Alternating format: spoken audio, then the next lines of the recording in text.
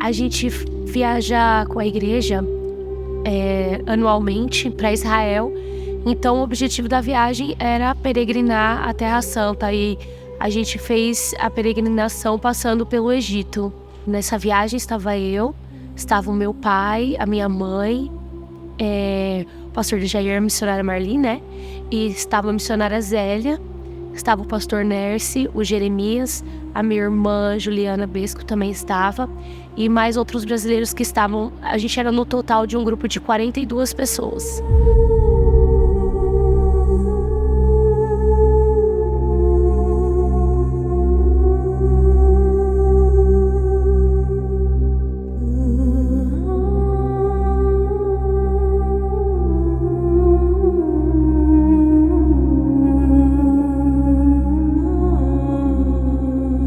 Todo o início da viagem foi maravilhoso. Foi um dia que a gente passou ali conhecendo as pirâmides, o Cairo. E aí no dia seguinte você pega a estrada logo cedo e vai para o Sinai, para poder subir o Sinai de madrugada. E no meio do caminho a gente parou para almoçar.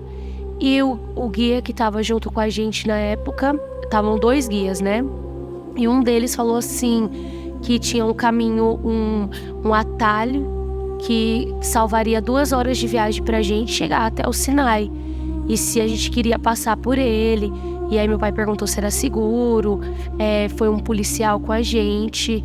E até então a gente não sabia que o lugar não tinha sinal de celular, não tinha proteção mesmo, só aquele policial não seria suficiente. Então, até então, a gente estava tendo uma viagem tranquila. E na parte da tarde, nós tivemos um culto dentro do ônibus, e dentro desse culto, 2 pessoas testificaram livramento de sequestro no Brasil, né? Nós estávamos no ônibus, nosso pastor, ele tem a oportunidade de fazer um culto dentro do ônibus com a gente. E aí ele começou a dar algumas oportunidades para algumas pessoas falar, testemunhar. Mas antes do louvor, eu lembro que 2 pessoas, tanto o Paulo como a outra moça, que eu não lembro o nome agora, ela falou de sequestro. E eles tiveram livramentos naquele sequestro. E eles estavam testificando, a gente glorificou a Deus. E terminou o culto, a gente foi almoçar. E foi nesse almoço que o guia deu essa possibilidade de caminho mais curto para o meu pai. Que eles conversaram com outras pessoas que estavam lá naquele restaurante. E depois a gente foi direto pro caminho que era o que levaria a gente mais rápido até o hotel que fica no pé do Sinai. Eu sou uma pessoa muito animada, então quando falou que a gente ia subir o Sinai, que a gente estava indo direto pro Sinai, eu comecei a ficar animada demais. E eu tava sentada do lado da Laís, que é filha da missionária Zélia, né? E eu falei pra ela, troca de lugar comigo, que eu tava na janela. E aí eu sentei no corredor. E naquela hora, eu falei, vai ser mais fácil, porque daí eu vou poder ficar andando no ônibus, conversando com todo mundo. E na minha frente tava a missionária Zélia. E naquele momento eu gritei no ônibus, né? Que horas são? Aí a missionária Iris tava sentada no terceiro banco, na frente, ou no segundo, se eu não me engano. E ela virou e falou assim pra mim, são 4h30. Quando ela falou 4h30, a gente começou a ouvir um estouro. E eu falei, nossa, mas o que tá acontecendo? Aí a gente começou a ver aquele barulho, tudo pra cima, pra baixo. E aí, até então, eu não me toquei que eram tiros, né? Na parada que nós tivemos, eu já senti, falei, lá vem coisa. Só que não imaginava que poderia ser um sequestro. Eu imaginava, assim, que poderia ser algum problema, uma batida, alguma coisa, mas sabia que iria acontecer alguma coisa. Foi quando, então, aí veio os disparos, mais de 40, 50, 60 tiros de metralhadora, fuzis, né? E alguns tiros batia no chão, respingava na lataria do ônibus. Dava a impressão que o ônibus estava sendo alvejado. E aí o meu pai só virou para todo mundo e falou, todo mundo abaixa a cabeça e começa a orar. Eu achei que era um assalto, então eu taquei todas as minhas coisas debaixo do banco, deitei em cima da Laís. E quando eu deitei em cima dela, eu olhei pela janela. E quando eu olhei pela janela, eu vi que tinha uma caminhonete com alguns homens atirando para cima e para baixo. De repente eu comecei a ouvir tiros. E aí quando eu olhei do lado, eu estava sentado do lado da janela, olhei do lado. Aí eu vi uma picape com alguns beduínos na parte traseira. Só que no momento que eu olhei, eu achei que eram os policiais que estavam nos acompanhando, que foram alguns, eles colocaram um carro para nos acompanhar, para nos guiar por essa estrada. Essa picape, no momento, ela entrou com tudo na frente do ônibus. O ônibus freou e virou assim. Aí ele parou. Aí eu, sangue de Jesus sem poder, porque quando parou, dá aquela sensação de parou, então alguém vai entrar. Ou alguém vai sair para tentar resolver a situação. E foi naquele momento que a gente ouviu que abriu a porta do ônibus. Todo momento eu tava de olho fechado e de cabeça baixa. E aí eu ouvi alguns passos. E aí foi quando entrou e ele foi e voltou. Quando ele voltou, eu vi que ele pegou a Zélia. E aquele homem andou e saiu. Eu não vi que ele já tinha levado a missionária Zélia. Quando aconteceu isso, eu falei, eu perdi a minha esposa. Mas depois eu lembrei das promessas do Senhor que tinha feito, né? Bem antes, tinha usado uma profeta lá na igreja que eu cuidava e tinha falado acerca desse acontecimento. Então eu me peguei nesta promessa de Deus, né? E quando assim levaram a minha esposa, o interessante é que quando ela desceu, os que estavam do lado de baixo, eles pegaram a metralhadora e deram uma rajada com a metralhadora e isso pegou as pedras, né? E aí eu não quis mais olhar para fora, eu falei assim, executaram a minha esposa. E aí daqui a pouco ele entrou no ônibus de novo e eu continuei olhando para ele e ele pisava forte no chão e ele foi até o fundo do ônibus, assim a metade do ônibus. E quando ele voltou, eu ouvi ele voltando para dentro do ônibus. E aí eu pensei assim na minha cabeça, só falta esse homem colocar a mão em mim e me levar. E dito e feito, ele voltou e ele me puxou pela minha blusa. Quando ele me puxou, eu meio que voltei, não querendo ir, ele me puxou de novo, tipo, até eu ficar de pé. Aí ele começou a me empurrar com a metralhadora. E foi nesse momento que eu ouvi a minha mãe falando assim, estão levando minha filha, amor, estão levando minha filha.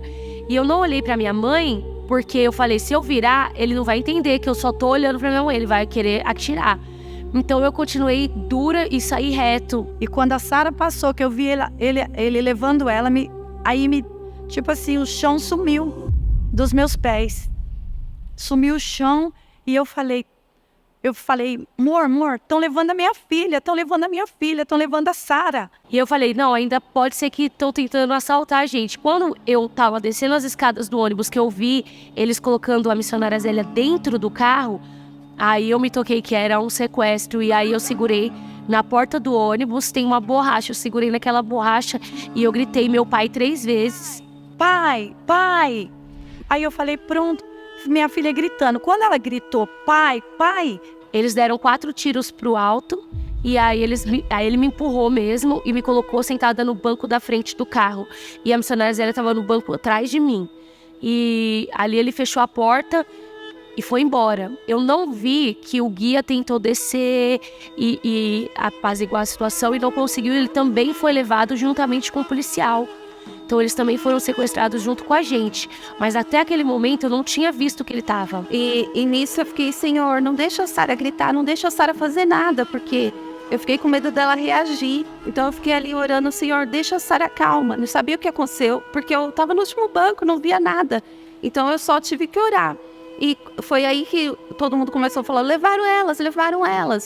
E meu pai falou, vamos orar, igreja. Não era uma oração de palavras, era uma oração de um clamor junto. E isso foi bem marcante, porque a gente não tinha as palavras certas, mas a gente tinha aquele clamor, o ônibus chorou junto, né? Preocupação ali, naquele momento de desespero, era Sara, Zélia e guardar o equipamento. Esconder o equipamento, porque no momento não achamos que era um sequestro, era somente um assalto. Vão levar a carteira de um, vão levar o passaporte de outro. Eu falei, o equipamento eu vou guardar e vai dar tudo certo. E o sentimento também, o de cinegrafista, de registrar, foi embora. Depois de tudo, o sentimento que ficou foi de pai, porque sou pai. Tomei o lugar do pastor Dejaí vendo como se fosse a minha filha indo embora. E em lugar de esposo também pela Zélia, vendo o Nelson na situação, a Marli na mesma situação, de ver a tua filha indo embora, uma amiga indo embora, porque o ônibus vai para um lado e o carro vai para outro. E aí, quando aquele carro saiu, pegou a estrada, eu falei, ainda há uma esperança de que eles vão deixar a gente no fim da estrada, assaltar o ônibus e depois o ônibus vai vir pegar a gente. Tá tudo certo? Mas não foi isso. Aí ele virou pra esquerda, eu lembro até hoje, ele virou pra esquerda e entrou no meio do deserto. E quando ele entrou no meio do deserto, aí eu falei que... Aí eu pensei, né, você pensa... vem pensamentos de eu vou morrer, ou vai acontecer o pior. E quando eu pensei que eu ia morrer, eu comecei a orar o Pai Nosso, pedir perdão pelos meus pecados, minhas falhas.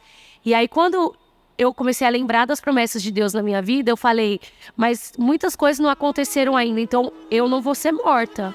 Acontece que quando a Sara, voltando um pouco, quando a Sara saiu, que foi levada, ela chamou, pai, pai. Aí eu pensei, como líder e não como pai, eu me levantei lentamente. E Deus sabe, no meu coração, não posso mentir. Eu falei, bom, eu achei que tinham matado minha filha, porque deram uma rajada de metralhadora pro lado de fora. Eu achei que tinha matado ela, né? Então eu peguei, levantei lentamente para não incentivar o grupo que estava comigo. E pensei comigo, eu vou morrer também hoje. Então, já que mataram minha filha, então eu também vou morrer. Eu vou pular em cima do primeiro que eu achar. Eu vou tentar tomar a arma dele, vou fazer isso, né? Mas lentamente, só que um egípcio que ficou dentro do ônibus disse para mim, Senhor, se assenta, Sara vai voltar. Quando falou assim, eu falei, minha filha está viva. Então eu voltei e falei, bom, então aí já é outra estratégia que eu vou ter que usar, né? Que é orar. E aí me veio aquele pensamento assim, se eu for estuprada, se eu for molestada. E aí eu falei para Deus, né, naquele pensamento, eu falei assim, Senhor, se isso for acontecer comigo, é um trauma muito grande, eu não sei como eu vou lidar com isso, então eu prefiro morrer, que eu já tô pedindo perdão pelos meus pecados, e a minha família, ela vai entender que eu fui pra glória, eles vão saber que eu estou com o Senhor, mas esse trauma eu não vou conseguir suportar. Então o Senhor me mata se for acontecer alguma coisa assim. O que era para ser apenas uma viagem com boas lembranças virou notícia em jornais do mundo todo. As brasileiras sequestradas durante visita ao Egito chegaram em São Paulo nessa madrugada. Em entrevista à repórter Flávia Travassos, elas contaram detalhes das 8 horas que ficaram em poder de beduínos no deserto do Sinai. 2 turistas brasileiras foram sequestradas hoje por nômades do deserto do Sinai, no Egito. Elas estavam num ônibus de excursão com mais de 40 pessoas e ficaram em poder dos sequestradores por mais de 6 horas. O ataque ao ônibus foi perto do Mosteiro de Santa Catarina, um dos pontos turísticos mais visitados do Egito. O pastor de Jair Batista Silvério, líder da igreja, contou por telefone que o ônibus chegou a ser escoltado pela polícia num trecho da estrada considerado perigoso. Mas pouco depois que a escolta deixou o ônibus, vários homens chegaram em 2 caminhonetes e usaram fuzis e metralhadoras para disparar em direção ao ônibus. Houve muita tensão, mas ninguém ficou ferido. Eles ultrapassaram o nosso ônibus armados, né, com metralhadoras, uma caminhonete, outros dentro de outro automóvel. Eles dispararam muitos tiros, foram muitos tiros, assustador. Aí entraram dentro do ônibus, pegaram a minha filha, a Sara Lima, né? Eu pensei que eles iriam usar elas para assaltar a gente, ou para metralhar elas, ou metralhar a gente, também metralhar o nosso ônibus, porque todos nós pensamos que iríamos morrer. E ali, naquele momento, passou alguns minutos e o homem virou e começou a falar com a gente em árabe, misturado com inglês. E a gente não estava entendendo. E o policial só falava assim, vai ficar ok, it's going to be ok. E quando ele falava aquilo, vinha na cabeça, então vai ficar ok, então ele vai voltar e vai devolver a gente. Aí a gente até passou no meio de uma civilização de nômades, no meio do deserto, que eram casas com linhas telefônicas, de TV, tudo dentro deles mesmo. E aí o homem falou assim, abaixem as cabeças, né? Ele falou em inglês, put your heads down. Aí a gente abaixou a cabeça, ele fechou o vidro e aí ele seguiu em frente, passou pelo meio desse povo, né? E depois ele levou a gente para um meio do nada, que era um local assim reto do deserto, com várias montanhas assim na nossa frente. Ele mandou a gente descer. A gente desceu e sentou ali, eu e a missionária Zélia. E aí que eu vi que o guia estava do outro carro sequestrado com o policial. Só que como eles eram homens, eles ficaram todos bem distantes de mim, da missionária Zélia. E aí eu fiquei com ela e eu olhava para a missionária Zélia, a gente não estava entendendo o que estava acontecendo. Eles mandaram a gente sentar no chão ali, a gente sentou. E eu olhava para a missionária Zélia e eu falava assim, eu tenho muita fé, Miss. Então a gente tem que mostrar a alegria de Jesus, a gente tem que mostrar que a gente não tem medo. e que a nossa força está em Jesus e a gente vai sair daqui. Teve até um momento que me veio aquele louvor na cabeça, eu até cantei um pedacinho com ela, que foi: não parar de orar, não parar de adorar, não parar de profetizar, não parar de interceder. Então, que era pra gente não parar de orar e não parar de interceder em nenhum momento. Eu fiquei emocionada porque...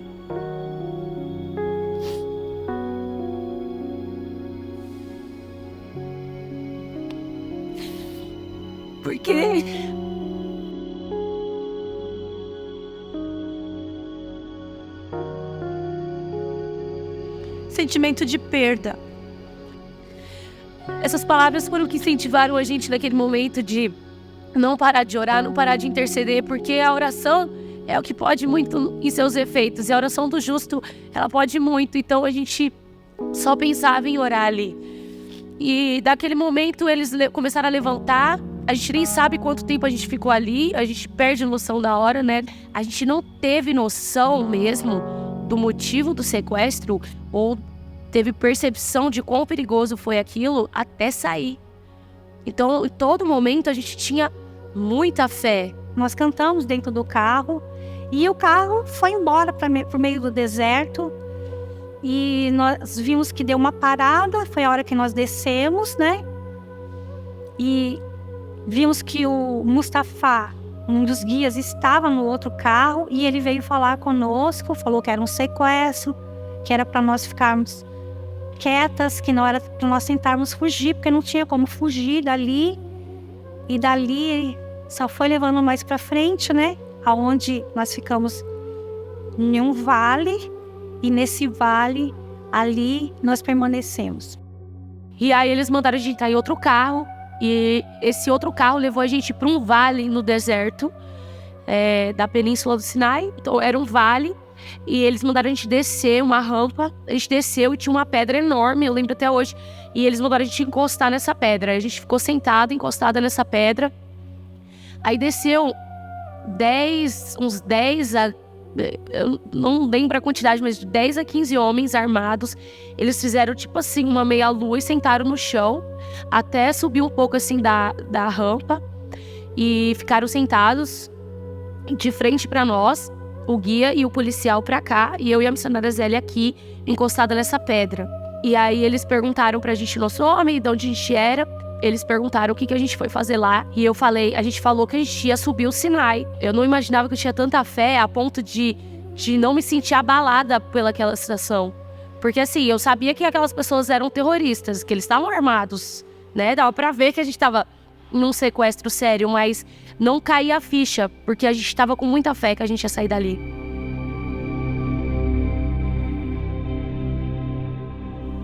Ali a gente tentava não pensar, porque se a gente pensasse, a gente ia começar a chorar, ia começar você começa a ficar emocionado, né? De, tipo assim, sentir a dor do momento. E a gente tava com muita fé, então a gente tava usando aquela fé pra gente se fortalecer pra orar.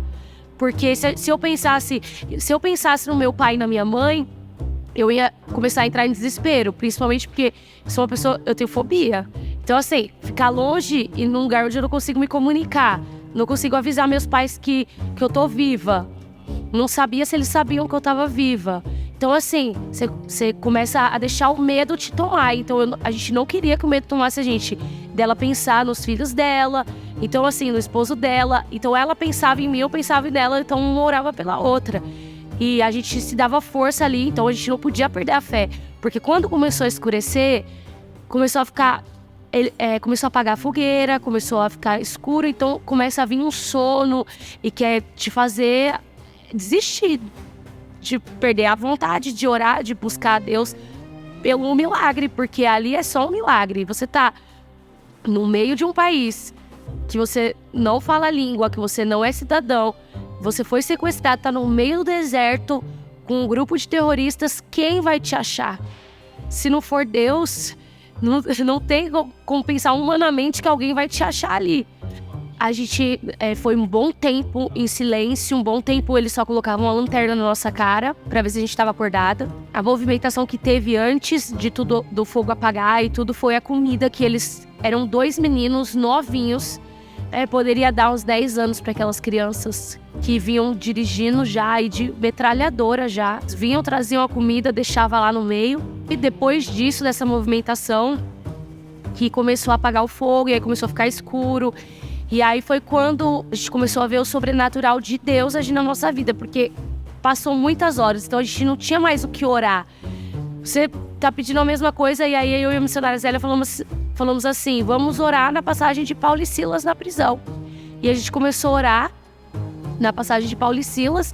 Quando eu olhava para o céu, minha vista já estava muito embaçada, porque é muito frio de noite no meio do deserto, mas muito frio mesmo.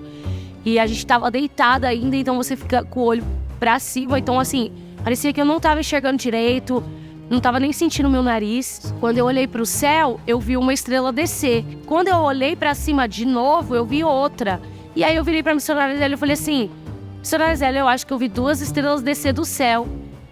E aí a missionária Zélia falou, eu tô vendo as estrelas dançar. Aí eu falei pra ela assim, então, missionária Zélia, Deus já tá agindo sobrenatural. Alguma coisa vai acontecer. Vamos orar mais forte. A missionária Zélia falava, vamos guerrear mais forte. A nossa vontade era de ajoelhar, mas a gente tava intacta, dura assim, ó, deitada as duas. Deus guardou a gente. E elas estão guardadas. Eu sei que estão. Desde a hora que aconteceu, eu tenho convicção.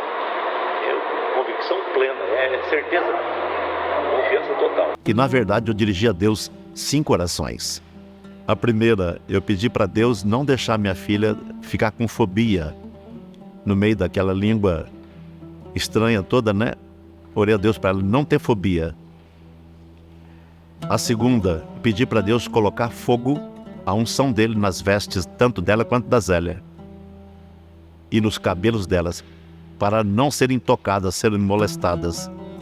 E Deus respondeu. A outra oração, eu pedi para Deus mostrar a olho nu os anjos do Senhor, para elas saberem que elas não estavam só. Deus mostrou, as estrelas desceram dos céus e começaram a bailar em cima da cabeça delas, nos ares. A quarta oração, eu falei, Deus, que isso possa render um sucesso muito grande para a tua obra, porque eu sei que o Senhor vai libertar, sei que vai haver libertação.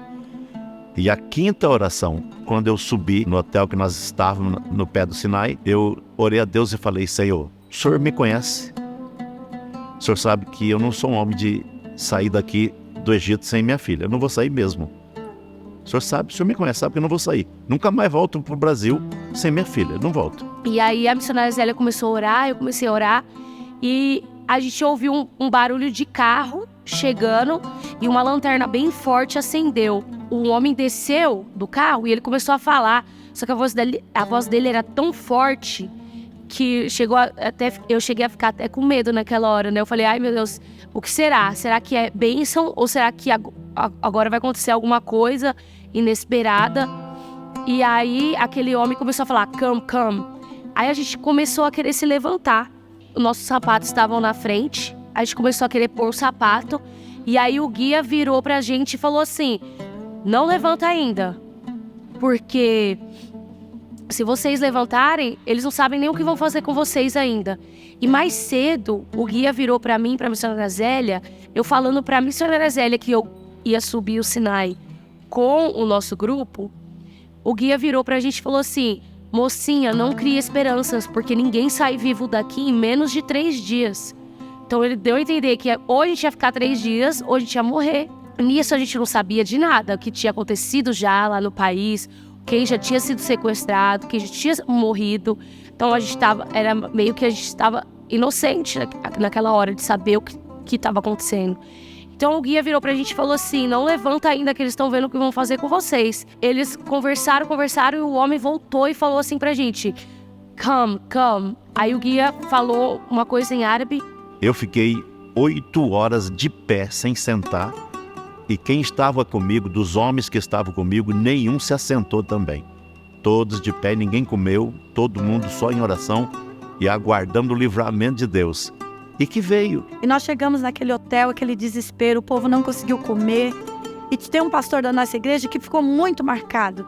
Desde o momento que a gente chegou ali, ele ficou lá no portão do hotel. Da hora que a gente chegou ali, naquele hotel, na Península do Sinai, no meio do deserto, ele ficou lá no escuro, no portão do hotel, orando e aguardando o retorno. E meu esposo e eu não parava de chorar. E meu esposo falou para mim assim: amor, você acredita em Deus? Você crê que Deus existe? Eu falei, eu creio que Deus existe, eu acredito. Ele falou, então a partir de agora você não vai chorar mais. Tanto o meu celular quanto o celular da minha esposa não ficava desocupado em instante algum. Então, a Rede Globo do Rio e a Rede Globo de São Paulo, posso esperar notícias? O telefone não parava de tocar, e toda hora era uma TV ligando, era um rádio ligando. Falei, essa notícia vai chegar lá no Brasil, todo mundo vai ficar desesperado. E a preocupação com o pessoal, com a minha família aqui, com a minha mãe, com as irmãs dela. E aí eu fiquei naquela preocupação com a minha família no Brasil. E eu desesperada, mas mal sabia eu que o Espírito de Deus estava agindo nos ares. E aí quando o Itamaraty lançou a notícia, moveu o Brasil, moveu o mundo, moveu as igrejas por todos os lugares, independente de denominação. O povo se reuniu em oração. E a ação sobrenatural de Deus foi visível. O guia virou e falou, agora vocês podem ir. Aí a gente colocou o sapato, eu não sei nem como que a gente subiu aquela rampa. Subimos as duas agarradas, subimos e entramos dentro do carro. Aí sentou o homem, a missionária Zélia, e eu. E quando a gente olhou no relógio, era 00:10. E aí eu voltei na visão que a gente teve dos anjos. A gente estava orando em Paulo e Silas. E Deus mandou os anjos descerem para livrar Paulo e Silas da prisão quase à 00:00. Então, se era 00:10, aquele homem chegou quase à 00:00. Aqueles anjos desceram quase à 00:00. Então ali, naquele momento, a gente já glorificou a Deus, já agradeceu, porque a gente já sabia que a gente estava sendo solta. A gente nem sabia que a gente estava sendo levada, mas a gente já cria naquilo, né? A gente não tinha conhecimento de eles terem falado que estavam levando a gente para o exército. Mas a gente sabia em Deus que aquilo ali era um livramento, que a gente estava sendo solta. Pouco antes da 00:00 eu recebi uma mensagem no meu celular. Estava falando que elas já estavam soltas. Eu recebi essa mensagem no SMS, eu recebi um SMS dizendo que, pelo Mossad, que elas já estavam soltas. Que o Mossad já tinha avisado que elas estavam soltas. E ali meu coração acalmou. E foi quando eu recebi a ligação, que eu atendi o telefone novamente, aí era a Globo. Eu não sei se era São Paulo ou Rio, só sei que uma estava com meu esposo, outra estava comigo. E eu desci pro hall do hotel, levar o telefone pro meu marido, porque eu não estava em condições de atender televisão, de atender qualquer outra ligação. O embaixador brasileiro no Cairo ligou para mim 3 vezes. Ligou 3 vezes, né? Que o governo brasileiro estava empenhado, né? Porque naquela época o Egito estava sendo governado por generais, que não tinha um presidente definido, né? Isso foi no dia 18 de março de 2012. E as autoridades, eu não tenho o que reclamar, porque deram cobertura para a gente. Mas muito mais foi Deus mesmo que agiu de uma forma extraordinária, né? Que aconteceu exatamente do jeito que eu pedi para Deus, falei com Deus, isso aconteceu. Quando foi um pouco depois da 00:00, né? Pouco depois da 00:00, eu recebi uma ligação por intermédio de um beduíno que chegou, deu o celular para mim e falou assim, Mustafa. Eu estava com o meu telefone preso com a Globo do Rio de Janeiro. O telefone da minha esposa estava preso com a Globo de São Paulo, porque estava tendo Fantástico e eles queriam notícias.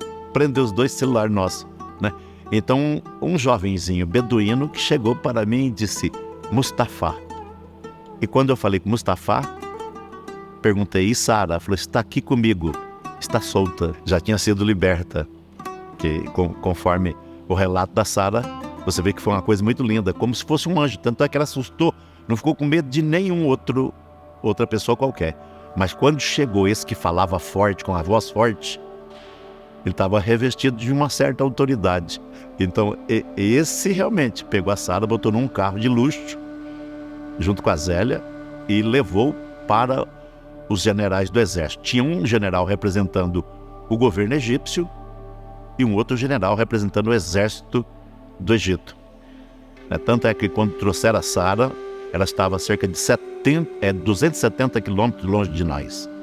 Estava bem longe. Para até chegar, né? Até chegar demorou. E foi uma coisa assim impressionante, que nessa hora da minha Globo estava prendendo meu celular e da minha esposa. Foi uma coisa assim muito linda, né? Uma coisa que jamais vou esquecer. E ele levou a gente até a beira do deserto. Quando chegou na beira do deserto, para a estrada, o exército militar estava lá. O oficial do exército militar estava nos esperando. A primeira coisa que ele perguntou quando abriu a porta foi: vocês foram molestadas?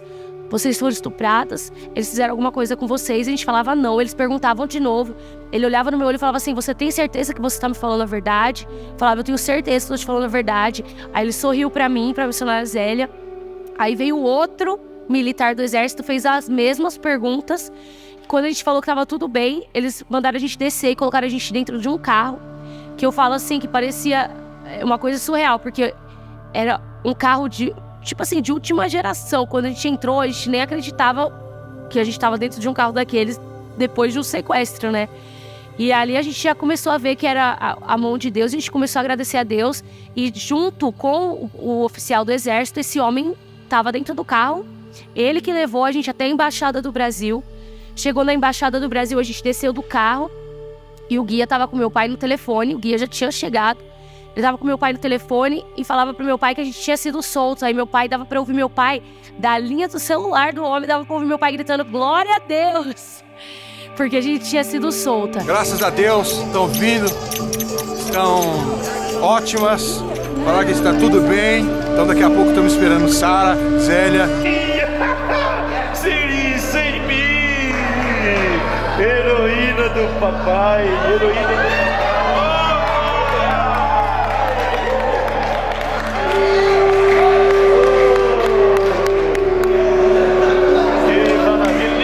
Sinais, Sara, tá todo mundo aqui te esperando pra dar abraço no seio da Zélia. Fala, ó, nós vamos arrancar o nariz de vocês de beijar. Glória a Deus. Nós chamamos, Sara. Nós chamamos, Zélia. Então, vem aqui, tô esperando você. Corre, Sara. Pega, dá um jeito. Beijo, até já. Atende, pastor.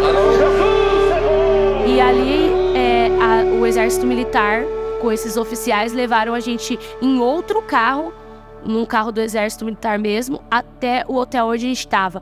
E nesse momento que a gente sentou dentro do carro, foi um momento assim de tanto alívio e ver que Deus tinha agido, que a gente deitou uma no ombro da outra e a gente dormiu o caminho inteiro até chegar. Quando a gente abriu o olho, a gente já estava dentro do hotel. E isso foi umas 2-3 horas de viagem de carro. Quando a gente saiu do carro, tava todo o nosso povo, mais as pessoas do hotel, mais as pessoas de outros países, tudo ali esperando a gente para comemorar que a gente tinha sido solto. Então, quando a gente saiu do carro, ali o povo fez uma festa, um barulho, né, agradecendo a Deus porque a gente tinha sido solta. E várias redes de televisões começaram a ligar, começaram a saber, porque no sequestro, quando a gente foi levado, nós estávamos sem sinal naquele local que a gente foi sequestrada. Então, ninguém conseguia falar com ninguém daqui do Brasil. E meu pai e minha mãe falaram até para não falar, porque ia preocupar as pessoas da nossa família, da nossa igreja. E as minhas irmãs, elas moravam, 2 das minhas irmãs estavam morando fora do país ainda. Uma morava em Portugal e a outra morava no Peru. Então, elas saberem, descobriram uma coisa dessas, né? Só que como meu pai teve que ligar para as autoridades brasileiras para acionar o Itamaraty, para a gente ser solta, o Itamaraty mesmo lançou uma nota na internet. E essa nota começou a rodar e a se espalhar. E aí foi quando as pessoas começaram a descobrir aqui no Brasil que a gente tinha sido sequestrado. E aí as minhas irmãs descobriram, aí as igrejas começaram a se mobilizar. E eu falo assim que porque Deus falou com a gente nesse louvor sobre oração e que a gente estava orando a todo momento, porque foi a oração que moveu o céu naquele dia. Então assim, nós vimos a mão de Deus através da oração. Então eu creio na oração. que a oração move os céus, e aquele dia moveu. E a gente aguardando ela chegar, e quando chegou foi aquela festa. Foi dança, foi gente pulando, gente dançando, e aqueles beduínos das lojinhas ali, que estavam ali, que moravam nas tendas ali, se misturaram com a gente, e a gente glorificando a Deus, exaltando o nome do Senhor, porque isso aí a gente não podia deixar de fazer. A confiança em Deus foi colocada em nível muito alto. A gente não podia duvidar. E isso, mesmo na angústia de uma espera de 9 horas para a notícia da libertação, a gente mantinha essa força e essa fé de que podia confiar que Deus ia dar a vitória.